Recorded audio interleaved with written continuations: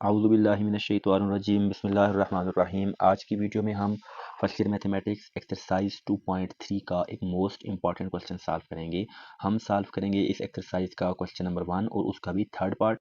इस क्वेश्चन में हमें ये कहा गया है कि reduce each of the following matrices into indicated form. तो हमने थर्ड पार्ट में इस दिए गए मैट्रिक्स को रिड्यूस इक्लान फॉर्म में कन्वर्ट करना है। तो स्टूडेंट्स, हमारे पास जितने भी क्वेश्चन हैं एक्सरसाइज 2.3 के, तो उन तमाम क्वेश्चंस के अंदर या तो हमने मैट्रिक्स को जस्ट इक्लान फॉर्म में कन्वर्ट करना है या फिर रिड्यूस इक्लान फॉर्म में। और अगर आप ये वाला क्वेश्चन अच्छी तरह से समझ लेंगे तो मुझे पूरी उम्मीद है कि आप 2.3 एक्सरसाइज के तमाम क्वेश्चंस बड़ी आसानी के साथ सॉल्व कर सकेंगे। हम यहाँ पे काफ़ी चीज़ों को काफ़ी डिटेल के साथ अभी एक्सप्लेन करेंगे ताकि आपके लिए काफ़ी हद तक ये वीडियो हेल्पफुल साबित हो जाए। तो स्टूडेंट्स, सबसे पहले तो आपको ये पता होना चाहिए कि हम मैट्रिसेस के ऊपर कौन कौन से वाले ऑपरेशंस लगा सकते हैं। तो यहाँ पे मैंने बुक पे आपको बता रहा हूँ कि यहाँ पे रो ऑपरेशंस जो होते हैं मैट्रिसेस पे, वो आप 3 तरह के लगा सकते हैं। नंबर 1, इंटरचेंजिंग ऑफ एनी 2 रोज, यानी आप कोई भी मैट्रिक्स है तो उसकी आप कोई सी 2 रोज को आपस में इंटरचेंज कर सकते हैं। जो सेकंड ऑपरेशन आप कौन सा लगा सकते हैं कि आप multiplication of a row by any non zero scalar, आप किसी भी मैट्रिक्स की किसी भी रो को आप किसी नॉन जीरो नंबर के साथ मल्टीप्लाई भी कर सकते हैं। और इसी तरह से जो इसकी लास्ट जो ऑपरेशन है वो क्या है कि addition of any multiple of one row to another, यानी आप कोई सी 2 रोज को आपस में ऐड भी कर सकते हैं और आप सब्ट्रैक्ट भी कर सकते हैं, और आप उन रोज़ को किसी नंबर से मल्टीप्लाई करने के बाद भी ऐड या सब्ट्रैक्ट कर सकते हैं। तो आपने सिंपल बात ये याद रखनी है कि आप नंबर 1 के आप रोज़ को आपस में इंटरचेंज कर सकते हैं। नंबर 2, आप किसी भी नॉन जीरो नंबर से किसी भी रो को मल्टीप्लाई कर सकते हैं। और नंबर 3, आप कोई सी 2 रोज़ को आपस में ऐड या सब्ट्रैक्ट कर सकते हैं। तो जब भी कभी ये वाले ऑपरेशंस किसी भी मैट्रिक्स के ऊपर लगाए जाएँ तो जो नया मैट्रिक्स आता है वो हमारे पास पुराने मैट्रिक्स के इक्वल नहीं होता, बल्कि उसको फिर हम कहते हैं which is row equivalent to another matrix. एक तो आपने ये ऑपरेशंस अपने ध्यान में रखने हैं कि आप कौन से ऑपरेशंस लगा सकते हैं। दूसरी आपने ये बात ध्यान में रखनी है कि इक्लान फॉर्म ऑफ अ मैट्रिक्स क्या होता है। तो इक्लान फॉर्म ऑफ अ मैट्रिक्स ये होता है कि कोई भी ऐसा मैट्रिक्स जिस पर रो ऑपरेशंस लगाए जाएं, और ऑपरेशंस लगाने के बाद पहली कंडीशन ये होनी चाहिए कि in each successive non zero row the number of zeros before the first non zero entry of a row increases row by row. तो पहली कंडीशन ये होनी चाहिए कि नंबर ऑफ जीरो जो हैं वो रो बाय रो इंक्रीज होने चाहिए before first non zero entry. जैसा कि यहाँ पे देखा जाए तो यहाँ पे नंबर ऑफ जीरो कोई भी नहीं है, यहाँ पे फर्स्ट नॉन जीरो एंट्री 1 है, उससे पहले एक जीरो है। इसी तरह यहाँ पे देखा जाए तो फर्स्ट नॉन जीरो एलिमेंट 6 है, उससे पहले 3 जीरो है। तो यहाँ पे कोई जीरो नहीं, यहाँ पे एक है, यहाँ पे तीन है, तो इट्स मीन के number of zeros row by row increase हुए हैं। जबकि अगर हम यहाँ पे देखें तो ये इक्लान फॉर्म में नहीं है, क्योंकि यहाँ पे फर्स्ट रो में 2 जीरो है, सेकंड में जो है वो एक जीरो है, थर्ड में 3 हो गए, तो यहाँ पहले में 2 आ गए, दूसरे में 1 आ गया। तो नंबर ऑफ जीरो इंक्रीज नहीं हुए बल्कि डिक्रीज हुए, तो इसलिए ये वाला मैट्रिक्स इक्लान फॉर्म में नहीं है। और जो सेकंड इसकी कंडीशन है वो क्या है कि every non zero row in A precedes every zero row if there any, यानी अगर कोई जीरो रो है इस मैट्रिक्स के अंदर तो वो हमेशा एंड पे होनी चाहिए और नॉन जीरो रो उससे पहले होनी चाहिए। जैसे कि यहाँ पे देखा जाए तो ये रो ऐसी है जो कि जीरो रो है, तो ये हमेशा एंड पे है, तो ये होती है इक्लान फॉर्म। इसी तरह जो रिड्यूस्ड इक्लान फॉर्म होती है उसकी 2 कंडीशन हैं। पहली कंडीशन क्या है कि नंबर 1, वो जो मैट्रिक्स है वो इक्लान फॉर्म में होना चाहिए, यानी इन दोनों कंडीशन को उस मैट्रिक्स को सेटिस्फाई करना चाहिए। और जो सेकंड कंडीशन है वो क्या है, वो ये है कि the first non zero entry in R I lies in C I is 1 and all other entries in C I are 0। यानी जो फर्स्ट नॉन जीरो एंट्री होगी उस मैट्रिक्स की, वो मैट्रिक्स जो ऑलरेडी इक्लान फॉर्म में है, उसकी फर्स्ट नॉन जीरो एंट्री हमेशा क्या होनी चाहिए, 1 होनी चाहिए। जैसे कि यहाँ भी आप देख सकते हैं, यहाँ पे भी आप देख सकते हैं। और जो सेकंड इसकी साथ कंडीशन है वो क्या है कि जो 1 है, यानी जो फर्स्ट नॉन जीरो एंट्री है, उसके ऊपर और नीचे सारे के सारे क्या होने चाहिए, 0 होने चाहिए। 0 के अलावा इस 1 के ऊपर या नीचे कोई और एलिमेंट नहीं होना चाहिए। तो ये 3 बातें आपने याद रखनी है। अब हम आगे चलते हैं क्वेश्चन की तरफ। तो हमने क्या करना है यहाँ पे, इस क्वेश्चन में हमने इस मैट्रिक्स को कन्वर्ट करना है रिड्यूस इक्लान फॉर्म में। तो सबसे पहले हम ये काम करेंगे कि हम इसको कन्वर्ट करेंगे इक्लान फॉर्म में। तो क्योंकि हम इसके ऊपर रो ऑपरेशंस लगाएंगे, इसलिए हमारे पास जो नया मैट्रिक्स आएगा वो हो जाएगा इसके रो इक्विवेलेंट। तो ये जो सिंबल है ये है रो इक्विवेलेंट का। तो हम ये काम करते हैं कि आसानी के लिए हमने ये करना है कि क्योंकि हम इस मैट्रिक्स को रिड्यूस्ड इक्लान फॉर्म में कन्वर्ट करेंगे, तो हम पहले से ये चीज़ ध्यान में रखते हैं कि यहाँ पे जो फर्स्ट नॉन जीरो एंट्री है उसको हम 1 बना लेते हैं। यानी हम ये काम करते हैं कि इस 1 को हम ऊपर लेके चले जाते हैं, उसको नीचे लेके आ जाते हैं। उसका हमें फ़ायदा क्या होगा कि जब भी कभी कोई एलिमेंट 1 बन जाता है तो 1 के ऊपर या नीचे जो ज़ीरोज़ होते हैं वो बनाने काफ़ी आसान होते हैं। तो हम सबसे पहला काम ये करते हैं कि हम फर्स्ट और सेकंड रो को आपस में इंटरचेंज कर देते हैं। तो उसकी जो यहाँ पे साइन होता है उसको हम शॉर्टकट में यूँ लिखेंगे, हम यहाँ पे लिखेंगे रो 1, R1 से मुराद है रो 1, और ये सिंबल बताएगा कि आपने इंटरचेंज किया है R1 को किसके साथ इंटरचेंज किया है, R2 के साथ। तो ये जो फर्स्ट रो है इसकी जगह आ जाएगी सेकंड रो, तो सेकंड रो हमारे पास है 1 1 2, तो ये यहाँ पे आ जाएगी फर्स्ट रो की जगह, तो फर्स्ट रो में आ जाएगा 1 1 एंड 2। और इसी तरह सेकंड रो में आ जाएगी फर्स्ट वाली रो, ये वाली, तो यहाँ पे आ जाएगा 2 -3 एंड 1। और आखिरी रो हमारे पास इसी तरह से रह जाएगी, यहाँ पे आ जाएगा 1 4 1 और 7। तो क्योंकि हम इस मैट्रिक्स को कन्वर्ट कर रहे हैं रिड्यूस्ड एक्लान फॉर्म में, तो हमें पहले से ये पता है कि रिड्यूस्ड एक्लान फॉर्म में पहली बात तो यह है कि मैट्रिक्स को एक्लान फॉर्म में होना चाहिए। हम ये काम करते हैं क्योंकि यहाँ पे इस रो में फर्स्ट वाली रो में कोई जीरो नहीं है, तो हम यहाँ पे सेकंड रो में इस 2 की जगह हम क्या बनाएंगे, जीरो बनाएंगे। तो उससे हमें फ़ायदा क्या होगा कि हमारे पास सेकंड रो में एक जीरो बन जाएगा। फिर हमने थर्ड रो में 2 जीरो बनाने होंगे, यानी अगर हमने यहाँ पे जीरो बनाया तो हम इस 4 की जगह भी जीरो बनाएंगे और हम इस 1 की जगह भी जीरो बनाएंगे। तो अभी हमारा टारगेट ये है कि हम एक ही साथ 2 काम कर देते हैं। हम यहाँ पे इस 2 की जगह भी जीरो बना देते हैं और हम इस 4 की जगह भी जीरो बना देते हैं। तो इस 2 की जगह पे जीरो कैसे बनेगा, अगर इस 2 में से 2 को माइनस किया जाए तो यहाँ पे क्या आ जाएगा, जीरो आ जाएगा। तो उसके लिए मैं क्या करूँगा, मैं इस फर्स्ट रो को मल्टीप्लाई करूँगा 2 के साथ और जो नंबर हमारे पास आएगा उसको हम यहाँ पे माइनस करेंगे। यानी अगर हम यहाँ पे इस एलिमेंट को मल्टीप्लाई करें 2 के साथ तो हमारे पास आएगा 2 मल्टीप्लाई बाय 1 2, उसको हम यहाँ पे क्या कर देंगे, माइनस कर देंगे। इसी तरह यहाँ पे जब हम 2 को मल्टीप्लाई करेंगे 1 के साथ तो हमारे पास आंसर क्या आएगा, 2 आएगा। उस 2 को हम यहाँ पे माइनस कर देंगे। इसी तरह यहाँ पे जब हम इस 2 को मल्टीप्लाई करेंगे 2 के साथ तो हमारे पास आएगा 4 और उस 4 को हम यहाँ पर माइनस कर देंगे। इसी तरह हम क्या करते हैं कि हम इसी स्टेप के अंदर हम यहाँ पे भी 4 की जगह 0 बना देते हैं। तो उसके लिए मैं ये काम करूँगा कि ज़ाहिर है 4 की जगह 0 कब बनेगा, जब इस 4 में से 4 माइनस होगा। तो उसके लिए हम ये काम करते हैं कि हम इस एलिमेंट को मल्टीप्लाई करते हैं किसके साथ, 4 के साथ। जब 4 को 1 से मल्टीप्लाई करेंगे आंसर हमारे पास क्या आ जाएगा, आंसर आएगा 4। उस 4 को हम यहाँ पे माइनस कर देंगे। इसी तरह जब हम इस 1 को मल्टीप्लाई करेंगे 4 के साथ, अगेन हमारे पास आंसर क्या आएगा, 4 आएगा। उस 4 को भी हम यहाँ पे माइनस कर देंगे। और जब हम इस 2 को मल्टीप्लाई करेंगे 4 के साथ तो हमारे पास आंसर आएगा 8। उस 8 को भी हम यहाँ पे क्या कर देते हैं, माइनस कर देते हैं। तो जो हमारे पास बच चुका है उसको हम नेक्स्ट स्टेप में यहाँ पे लिख देते हैं। उसके बाद हम फर्दर इसके ऊपर कुछ ऑपरेशंस अप्लाई करेंगे। तो हमारे पास नेक्स्ट स्टेप में यहाँ पे आ जाएगा this is row equivalent to, तो ये बन जाएगा 1 1 2, यहाँ पे आएगा 2 -2, ये बन जाएगा हमारे पास 0। यहाँ बन जाएगा, दोनों के साइन एक जैसे हैं, हम करेंगे माइनस, साइन लगाएंगे बड़ी वैल्यू का। तो इसी तरह यहाँ पे साइन डिफरेंट है, हम माइनस करेंगे, साइन लगाएंगे बड़े नंबर का, तो हमारे पास बन जाएगा -3।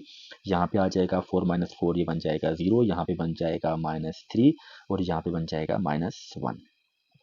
तो अगर हम इस मैट्रिक्स को भी देखें तो यहाँ पे फर्स्ट रो में एक भी जीरो नहीं है, सेकंड रो में एक जीरो है, तो थर्ड में कितने जीरो हैं, 2 जीरो हैं। तो एक्लान फॉर्म की कंडीशन क्या है कि अगर फर्स्ट रो में एक भी जीरो नहीं है तो सेकंड में कम से कम एक होना चाहिए और थर्ड में कम से कम 2 जीरोज होने चाहिए before first non zero element. तो अभी हमारा टारगेट क्या है कि हम यहाँ पे इस 3 की जगह, इस -3 की जगह हम क्या बनाने की कोशिश करेंगे, जीरो बनाने की हम कोशिश करेंगे। तो उसके लिए हम मुख्तलिफ मेथड्स हम यूज़ कर सकते हैं, लेकिन यहाँ पे मैं आसानी के लिए एक काम करता हूँ कि अगर मैं यहाँ पे -15 की जगह, -5 की जगह और -3 की जगह अगर हम सेम नंबर बना दें तो उससे भी हम बड़ी आसानी से इस नंबर की जगह 0 बना सकेंगे। तो सबसे पहले तो यहाँ पे मैं ये काम करता हूँ कि जो हमने यहाँ पे ऑपरेशन अप्लाई किए उनको यहाँ पे लिखते हैं। तो हमने यहाँ पे क्या काम किया है, हमने यहाँ पे ये काम किया है कि पहले हमने रो 2 में से हमने माइनस किया था 2r1 और फिर हमने साथ में क्या काम किया है कि रो 3 में से हमने माइनस किया है 3r1। तो जो ऑपरेशन आप लगाएंगे आप यहाँ पे उसके सामने साइड पे उस ऑपरेशन को लाजमी लिख लिया करें। तो नेक्स्ट स्टेप में हम ये काम करते हैं कि हम यहाँ पे -15 -5 और -3 की जगह अगर हम सेम नंबर बना दें तो हमारे लिए काफ़ी आसानी हो जाएगी। उसके लिए मैं ये काम करता हूँ कि मैं इस जो सेकंड रो है इसको मल्टीप्लाई कर देता हूँ -3 के साथ और इस थर्ड रो को मल्टीप्लाई कर देता हूँ -5 के साथ। तो उसका हमें फ़ायदा क्या होगा कि हमारे पास यहाँ पे दोनों जगहों पे सेम नंबर आ जाएगा। तो मैं यहाँ पे पहले लिख लेता हूँ, उसका ऑपरेशन लिख लेता हूँ, फिर मैं उसको अप्लाई कर देता हूँ। मैंने क्या काम करना है कि मैंने इस सेकंड रो को मल्टीप्लाई करना है इस नंबर के साथ। तो यहाँ पे क्या लिख देते हैं, -3r2 और साथ में हम क्या काम करेंगे, हम इस थर्ड रो को मल्टीप्लाई करेंगे -5 के साथ। तो यहाँ पे लिख देंगे -5r3। फर्स्ट वाली रो को हम इसी तरह से छोड़ देंगे। तो फर्स्ट रो में हमारे पास बन जाएगा 1 1 और 2। तो जब इस रो को मल्टीप्लाई करेंगे -3 के साथ तो 0 मल्टीप्लाई बाय -3 ये हमारे पास बन जाएगा 0 बन जाएगा। इसी तरह जब हम -3 को मल्टीप्लाई करेंगे -5 के साथ तो ये बनेगा minus into minus plus, 3 5 are 15। और जब -3 को मल्टीप्लाई करेंगे -3 के साथ तो हमारे पास आंसर क्या बन जाएगा, +9। इसी तरह हमने अभी क्या करना है कि जो थर्ड रो है इसको मल्टीप्लाई करना है -5 के साथ। तो -5 मल्टीप्लाई बाय 0 बन जाएगा हमारे पास 0। इसी तरह -5 मल्टीप्लाई बाय -3 ये बन जाएगा हमारे पास 15 और आखिर में बन जाएगा -5 मल्टीप्लाई बाय -1, ये हमारे पास बन जाएगा +5। तो इसका हमें फ़ायदा क्या हुआ कि हमारे पास ये जो दो नंबर हैं ये दोनों सेम बन चुके हैं। तो नेक्स्ट स्टेप में हम बड़ी आसानी से यहाँ पे 0 बना लेंगे। तो नेक्स्ट स्टेप हमारे पास आ जाएगा this is row equivalent to. तो हम अभी ये काम करते हैं कि हमने 15 की जगह क्योंकि 0 बनाना है, तो इसलिए हम क्या काम करेंगे, हम रो 3 में से माइनस कर देते हैं किसको, रो 2 को। तो यहाँ पे हमारे पास बड़ी आसानी से 0 आ जाएगा। तो हमारे पास फर्स्ट रो इसी तरह से रह जाएगी, यहाँ पे आ जाएगा 1 1 2, इधर आ जाएगा 0 और 15 और यहाँ पे बन जाएगा 9। और पहले इसको इसी तरह लिख लेते हैं 0 और यहाँ पे आ गया 15 और यहाँ पे आ गया 5। और अब हम क्या करते हैं, हम इसको यहाँ से माइनस कर लेते हैं। हमने रो 3 में से रो 2 को माइनस करना है, तो ये वाला 0 यहाँ पे माइनस करेंगे तो यहाँ पे आ जाएगा -0। इसको यहाँ माइनस करेंगे तो यहाँ पे आ जाएगा -15 और यहाँ पे आ जाएगा हमारे पास -9। तो इसका नेक्स्ट स्टेप मैं यहाँ पे लिखता हूँ। तो हमारे पास नेक्स्ट स्टेप आ जाएगा this is row equivalent to. ये फर्स्ट रो इसी तरह से रह जाएगी 1 1 2। सेकेंड रो भी इसी तरह से आ जाएगी, सेकेंड रो में आ जाएगा 0 फिर 15 और फिर 9। और लास्ट रो में हमारे पास बन जाएगा 0 और यहाँ भी आ जाएगा 0 और यहाँ पे आ जाएगा 5 -9, ये बन जाएगा हमारे पास -4 और ये ब्रैकेट यहाँ पे क्लोज। तो यहाँ तक हमने क्या काम किया कि हमने इस मैट्रिक्स को इक्लान फॉर्म में कन्वर्ट कर दिया है, क्योंकि हमारे पास फर्स्ट रो में एक भी 0 नहीं है, सेकंड रो में हमारे पास फर्स्ट नॉन जीरो एलिमेंट से पहले एक 0 है, और लास्ट रो में हमारे पास फर्स्ट नॉन जीरो एलिमेंट से पहले कितने 0 हैं, 2 0 हैं, यानी 0 की तादाद रो बाय रो इंक्रीज हुई है। इसलिए ये वाला मैट्रिक्स इक्लान फॉर्म में है। लेकिन हमने इस मैट्रिक्स को कन्वर्ट करना है रिड्यूस इक्लान फॉर्म में। तो रिड्यूस इक्लान फॉर्म की कंडीशंस क्या हैं कि पहली कंडीशन तो उसकी ये है कि मैट्रिक्स जो है वो इक्लान फॉर्म में होना चाहिए। तो यहाँ तक हमने इस मैट्रिक्स को इक्लान फॉर्म में कन्वर्ट कर दिया है। तो उसकी लास्ट कंडीशन क्या है रिड्यूस इक्लान फॉर्म की, कि जो फर्स्ट नॉन जीरो एलिमेंट्स हैं वो हर रो में उसको 1 होना चाहिए। यानी यहाँ पे जो फर्स्ट नॉन जीरो एलिमेंट है वो तो ऑलरेडी 1 है, लेकिन यहाँ पे फर्स्ट नॉन जीरो एलिमेंट क्या है, ये है 15, हमने इसे क्या बनाना है, 1 बनाना है। इसी तरह यहाँ पे जो फर्स्ट नॉन जीरो एलिमेंट है वो है -4, इसको भी हमने क्या बनाना है, 1 बनाना है। तो उसके लिए हम ये काम करते हैं कि हम इस सेकंड रो को मल्टीप्लाई कर देते हैं इस 15 के साथ, तो यहाँ पे 1 बन जाएगा। इसी तरह हम इस लास्ट रो को भी मल्टीप्लाई कर देते हैं -4 के साथ, तो उससे भी यहाँ से क्या बन जाएगा, यहाँ पे 1 बन जाएगा। तो आपने एक चीज़ का खास ख्याल रखना है कि जब भी कभी आप किसी एलिमेंट की जगह 0 या 1 बना रहे हो, तो आपने ये चीज़ लाजमी चेक करनी है कि कहीं ऐसा ना हो कि आप यहाँ पे तो 1 बना लें और यहाँ पे 0 डिस्टर्ब हो जाए।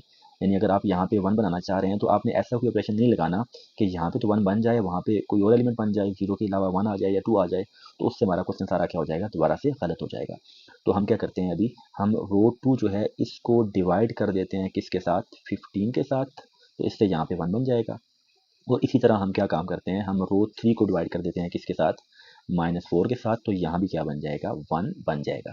तो फर्स्ट रो को हमने छेड़ा नहीं है, तो फर्स्ट रो इसी तरह से रहेगी, यहाँ पे आ जाएगा 1 1 और 2, इधर आ जाएगा 0 और इधर आ जाएगा 15, यहाँ पे आ जाएगा 9, इधर आ जाएगा 0 0 और -4। तो अब मैं क्या करता हूँ, मैं इसको किसी दूसरे कलर के साथ डिवाइड कर लेता हूँ ताकि आपको समझने में थोड़ी सी आसानी हो जाए। तो हमने किससे डिवाइड करना है, सेकंड रो को 15 के साथ, तो यहाँ पे आ जाएगा डिवाइड बाय 15, यहाँ पे भी आ जाएगा डिवाइड बाय 15, यहाँ पे भी क्या आ जाएगा, डिवाइड बाय 15। और थर्ड रो को हमने डिवाइड करना है -4 के साथ, तो यहाँ पे आ जाएगा -4, यहाँ पे आ जाएगा -4, यहाँ पे भी क्या आ जाएगा, -4 आ जाएगा। तो नेक्स्ट स्टेप में हमारे पास क्या बच जाएगा, हमारे पास नीचे आ जाएगा this is row equivalent to. First row इसी तरह से रहेगी 1 1, यहाँ पे आ जाएगा 2, 0 डिवाइड बाय 15, ये हमारे पास बन जाएगा 0, और यहाँ पे 15 डिवाइड बाय 15 ये बन जाएगा हमारे पास 1, और यहाँ पे 9 डिवाइड बाय 15, तो इसको 3 के टेबल से अगर काटा जाए तो हमारे पास बन जाएगा 3 डिवाइड बाय 5, और लास्ट रो हमारे पास बन जाएगी, यहाँ पे आ जाएगा 0, यहाँ भी आ जाएगा 0, और यहाँ पे बन जाएगा 1, और ये ब्रैकेट यहाँ पे क्लोज हो जाएगा। तो अब हमें क्या करना है कि जो हमारे पास रिड्यूस इक्लान फॉर्म की कंडीशन ये है कि जो फर्स्ट नॉन जीरो एलिमेंट है उसे 1 होना चाहिए। तो यहाँ पे first non zero element already 1 हमने बना दिए। तो अब हमें क्या काम करना है कि उसकी रिड्यूस इक्लान फॉर्म की कंडीशंस के मुताबिक जो ये जो 1 हमने बनाया है इसके ऊपर और नीचे क्या होना चाहिए, 0। यानी यहाँ पे जब ये वाला जो 1 है इसके नीचे तो 0 है, लेकिन इसकी जगह भी क्या होना चाहिए, 0 होना चाहिए। इसी तरह जब यहाँ पे ये वाला 1 है तो इसके ऊपर दोनों एलिमेंट्स को क्या होना चाहिए, 0। तो हम क्या करेंगे, हम कॉलम वाइज काम करेंगे। यहाँ तक हमने क्या काम किया है कि हमने जो फर्स्ट कॉलम है तो उसको देखें तो हमने 1 बनाया है, उसके नीचे सारे एलिमेंट 0 बना दिए। अभी हम क्या काम करेंगे, हम जो यहाँ पे जो सेकंड ये वाला 1 है, इसके नीचे भी 0 बनाएंगे, ऊपर भी। तो इस कॉलम का जब काम हम कंप्लीट कर लेंगे तो उसके बाद हम जाएंगे थर्ड कॉलम पे। तो आपने हमेशा ये काम करना है कि आपने जब भी कभी किसी मैट्रिक्स को रिड्यूस इक्लान फॉर्म में कन्वर्ट करना है तो आपने कॉलम वाइज चलना है। पहले आपने एक कॉलम के ऊपर नीचे 0 बनाने हैं उस नंबर के, फिर आपने सेकंड जो 1 है सेकंड कॉलम में उसके ऊपर नीचे 0 बनाने हैं, और उसके बाद इस तरह आपने फिर जो लास्ट कॉलम है वहाँ पे जो 1 है उसके आपने ऊपर या नीचे सारे के सारे 0 बनाने हैं। तो अभी हम क्या काम करेंगे, इस 1 के ऊपर हम क्या बनाएंगे, यहाँ पे इसकी जगह 0 बनाएंगे। तो उसके लिए हमें क्या काम करना पड़ेगा, हमें ये काम करना पड़ेगा कि हम इस 1 को वहाँ पे माइनस करेंगे। तो यानी हम ये काम कर देते हैं कि हम यहाँ पे लिख देते हैं कि रो 1 में से हम माइनस कर देंगे किसको, रो 2 को। तो आपने जब भी कभी ऑपरेशन लगाना है तो आपने इस चीज़ का ख्याल रखना है कि ऑलरेडी जो आपने कोई नंबर बनाया वो डिस्टर्ब नहीं होना चाहिए। यानी हम अगर हम ये वाला ऑपरेशन जब यहाँ पे अप्लाई करेंगे तो आप देख सकते हैं कि यहाँ पे तो 0 बनेगा लेकिन ये वाला 1 डिस्टर्ब नहीं हो रहा। तो इसको माइनस करेंगे तो ये 0 वहाँ पे माइनस हो जाएगा, यहाँ पे आ जाएगा -0, यहाँ पे आ जाएगा -1 और इधर आ जाएगा -3/5। तो नेक्स्ट स्टेप में हमारे पास जो बच्चा आएगा उसको हम यहाँ पे लिखते हैं। तो हमारे पास पीछे आ जाएगा this is row equivalent to, ये बनेगा 1, यहाँ पे आ जाएगा 0 और इसको हम यहाँ पे साइड पे सॉल्व कर लेते हैं। तो हमने सॉल्व किसको करना है, हमने सॉल्व करना है 2 -3/5। इसके नीचे 1 है, 5 और 1 का एलसीएम आ गया 5। तो यहाँ मल्टीप्लाई करेंगे बन जाएगा 10 - 3 विच इज़ इक्वल टू 7/5। तो इसको हम यहाँ पे डायरेक्ट उठा के यहाँ पे लिख देते हैं। तो यहाँ पे हमारे पास क्या बन जाएगा 7 और डिवाइड बाय 5, और इसी तरह सेकेंड रो अपनी जगह पे रहेगी 0 1 3 डिवाइड बाय 5 और यहाँ पे आ जाएगा 0 0 और 1। तो आप इस स्टेप को आप with the help of calculator भी सॉल्व कर सकते हैं। तो नेक्स्ट स्टेप में हमें क्या काम करना है कि हमने अभी यहाँ पे क्योंकि हमारे पास फर्स्ट कॉलम में यहाँ पे 1 है, नीचे सारे 0 बन चुके हैं, यहाँ पे 1 आ चुका है, उसके ऊपर भी 0, नीचे भी 0, और यहाँ पे जो लास्ट वाला 1 है हमने अभी इसके ऊपर इन दोनों एलिमेंट्स की जगह क्या बनाना है, 0 हमने बनाना है। तो उसके लिए पहले हम ज़रा सा इसी स्टेप को दोबारा से लिखते हैं, थोड़ा स्पेस देके, ताकि हमारे लिए ऑपरेशन लगाने की थोड़ी जगह बच जाए, फिर हम ऑपरेशन लगा लेंगे। यहाँ पे आ जाएगा 1 0, इधर आ जाएगा 7 डिवाइड बाई 5, यहाँ पे आ जाएगा 0 1, और इधर आ जाएगा 3 डिवाइड बाई 5, यहाँ पे आ जाएगा 1 और सॉरी 0 0 और आ जाएगा 1 और यहाँ पे ब्रैकेट क्लोज। तो यहाँ पे हम ये काम करेंगे कि हम, क्योंकि हमने 3/5 की जगह बनाना है 0, तो उसके लिए हम ये काम करते हैं कि हम इस पूरी थर्ड रो को मल्टीप्लाई करते हैं 3/5 से और वहाँ पे जाके माइनस कर देंगे। यानी हम ये काम करेंगे कि हम रो 2 में से क्या माइनस करेंगे, -3 डिवाइड बाय 5 और रो 3। यानी आप थर्ड रो को मल्टीप्लाई करें 3/5 के साथ और यहाँ पे माइनस कर देंगे, तो यहाँ पे ऑलरेडी बड़ी आसानी से यहाँ पे 0 आ जाएगा। तो यहाँ पे लिखते हैं इसको हम, जब इसको मल्टीप्लाई करेंगे 3/5 से तो आंसर 0 ही आएगा, तो उसको यहाँ पे माइनस कर देते हैं। इसी तरह जब इस 0 को मल्टीप्लाई करें 3/5 के साथ तो आंसर 0 आएगा, उसको यहाँ पे माइनस कर दें। और जब इस 1 को हम मल्टीप्लाई करें 3/5 के साथ तो हमारे पास आंसर क्या आएगा, 3/5 ही आएगा, यहाँ पे उसको माइनस कर देते हैं। इसी तरह हम क्या करते हैं, जो ये वाला 7/5 है उसके लिए भी हम ये वाला ऑपरेशन यहाँ पे लगाएंगे।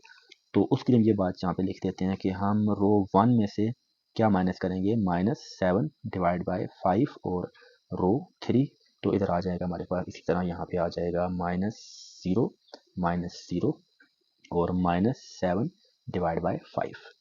तो नेक्स्ट स्टेप हमारे पास क्या बन जाएगा, ये आ जाएगा हमारे पास which is row equivalent to, यहाँ पे आ जाएगा 1 -0 0, यहाँ पे आ गया 0, 7/5 -7/5 दोनों सेम नंबर हैं, ज़्यादा आंसर आएगा 0, यहाँ भी आ जाएगा 0 और यहाँ पे 1 -0 आंसर इज 1 और इनका आंसर भी आ जाएगा 0, तो यहाँ पे आ जाएगा 0 0 और 1, और ये हमारे पास रिक्वायर्ड रिड्यूस्ड एक्लान फॉर्म है गिवन क्वेश्चन की।